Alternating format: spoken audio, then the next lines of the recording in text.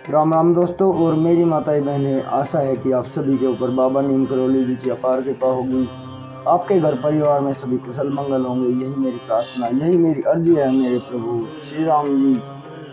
प्रथम पूज्य गणेश जी भगवान, श्री बाबा नीम करोली जी, हनुमान बजरंग बली जी, सभी मेरे भाई मेरी बहनों के ऊपर अपार कृपा दृष्टि करें।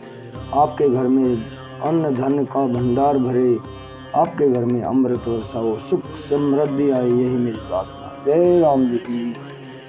दोस्तों और मेरी माताएं बहनें, आज मैं आपको श्रीमद् वाल्मीकि रामायण किष्किंधा कांड का 7वां सर्ग सुनाता हूँ।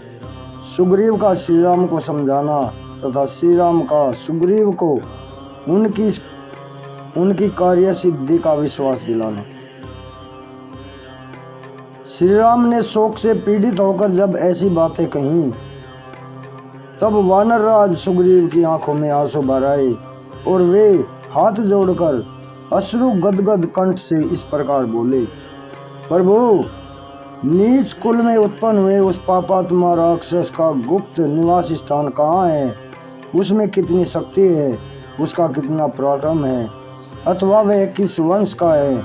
इन सब बातों को मैं सर्वथा नहीं जानता, परंतु आपके सामने सच्ची प्रतिज्ञा करके कहता हूँ कि मैं ऐसा यत्न करूँगा कि जिससे मिथिलेश कुमारी सीता आपको मिल जाए। इसलिए शत्रुदमन वीर, आप शोक का त्याग करें। मैं आपके संतोष के लिए सैनिकों सहित रावण का वध करके अपना ऐसा पुरुषार्थ प्रकट करूंगा जिससे आप शीघ्र ही प्रसन्न हो जाएंगे। इस तरह मन में व्याकुलता लाना व्यर्थ है। आपके हृदय में स्वाभाविक रूप से जो धैर्य है उसका स्मरण कीजिए।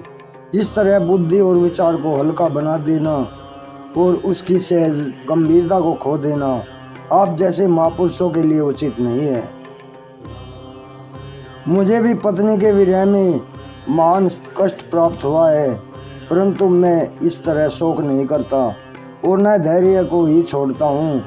यद्यपि मैं एक साधारण वानर हूँ, तथापि अपनी पत्नी के लिए निरंतर शोक नहीं करता रहता हूँ।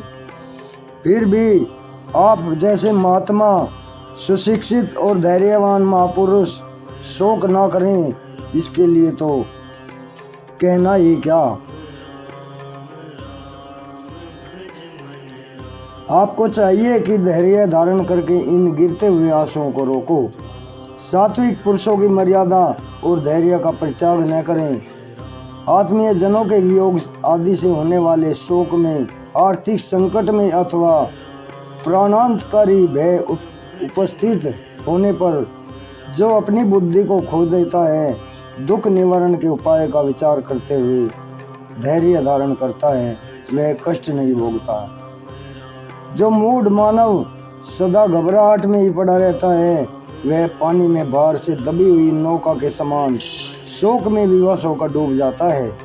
मैं हाथ जोड़ता हूँ, प्रेम पूर्वक अनुरोध करता हूँ कि आप प्रसन्न हो और पुरुषार्थ का आश्रय लें। शोक को आप अपने ऊपर प्रभाव डालने का अवसर ना दें। जो शोक का अनुसरण करते हैं उन्हें सुख नहीं मिलता और उनका तेज भी क्षीण हो जाता है। अतः आप शोक ना करें। राजेंद्र, शोक से आक्रांत हुए मनुष्य के जीवन में उसके प्राणों की रक्षा में भी संशय उपस्थित हो जाता है। इसलिए आप शोक ना करें और केवल धैर्य का आश्रय लें।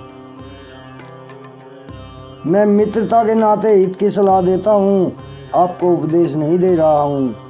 आप मेरी मैत्री का आदर करते हुए कदापि शोक ना करें। सुग्रीव ने जब मधुर वाणी में इस प्रकार सांत्वना दी, तब श्री रघुनाथ जी ने आंसुओं से भीगे हुए अपने मुख को वस्त्र से पोंछ लिया। सुग्रीव के वचन से शोक का परित्याग करके स्वस्थ चित होकर रघुकुल भूषण भगवान श्री राम ने मित्रवर सुग्रीव को हृदय से लगा लिया और इस प्रकार कहा, सुग्रीव, एक स्नेही और हितैषी मित्र को जो कुछ करना चाहिए वही तुमने किया है। तुम्हारा कार्य सर्वथा उचित और तुम्हारे योग्य है। सखे, तुम्हारे आश्वासन से मेरी सारी चिंता जाती रही। अब मैं पूर्ण स्वस्थ हूँ। तुम्हारे जैसे बंधु का विशेषतः ऐसे कष्ट में, ऐसे संकट के समय मिलना कठिन होता है, परंतु तुम्हें मिथिलेश कुमारी सीता तथा रौद्र रूपधारी दुरात्मा राक्षस रावण का पता लगाने के लिए प्रयत्न करना चाहिए। साथ ही मुझे भी इस समय तुम्हारे लिए जो कुछ करना आवश्यक है उसे बिना किसी संकोच के मुझे बताओ। जैसे वर्षा काल में अच्छे खेत में बोया हुआ बीज अवश्य फल देता है, उसी प्रकार तुम्हारा सारा मनोरथ सफल होगा। वानर श्रेष्ठ, मैं जो अभिमान पूर्वक यह बाली के वध आदि करने की बात कह रहा हूँ, इसे तुम ठीक ही समझो। मैंने पहले भी कभी झूठी बात नहीं कही है और भविष्य में भी मैं कभी असत्य नहीं बोलूँगा। इस समय जो कुछ कहा है उसे पूर्ण करने के लिए प्रतिज्ञा करता हूँ और तुम्हें विश्वास दिलाने के लिए सत्य की शपथ खाता हूँ। श्री रघुनाथ जी की ये बात विशेषतः उनकी प्रतिज्ञा सुनकर अपने वानर मंत्रियों सहित सुग्रीव को बड़ी प्रसन्नता हुई। इस प्रकार एकांत में एक दूसरे के निकट बैठे हुए वे दोनों नर और वानर श्री राम और सुग्रीव ने परस्पर सुख और दुख की बातें कही, एक दूसरे के लिए अनुरूप थी, जो एक दूसरे के लिए अनुरूप थी। राजा धीराज महाराज श्री रघुनाथ जी की बात सुनकर वानर वीरों के प्रधान विद्वान सुग्रीव ने उस समय मन ही मन में अपने कार्य को सिद्ध हुआ ही माना। इस प्रकार श्री वाल्मीकि निर्मित आस रामायण आदि काव्य के किष्किंधा कांड में 7वां सर्ग पूर्ण हुआ। जय श्री राम।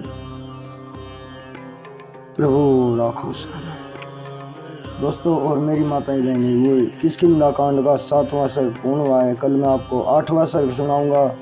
सुग्रीव का श्री राम से अपना दुख निवेदन करना और श्री राम का उन्हें आश्वासन देते हुए दोनों भाइयों में वैर होने का कारण पूछना। अभी आज्ञा लेता हूँ। भगवान श्री राम जी, प्रभु बाबा नीम करोली जी, हनुमान जी आपके लिए सदैव कुशल मंगल रखें, आपके परिवार में सदैव सुख शांति सुख समृद्धि रही, यही मेरी प्रार्थना। जय राम जी की।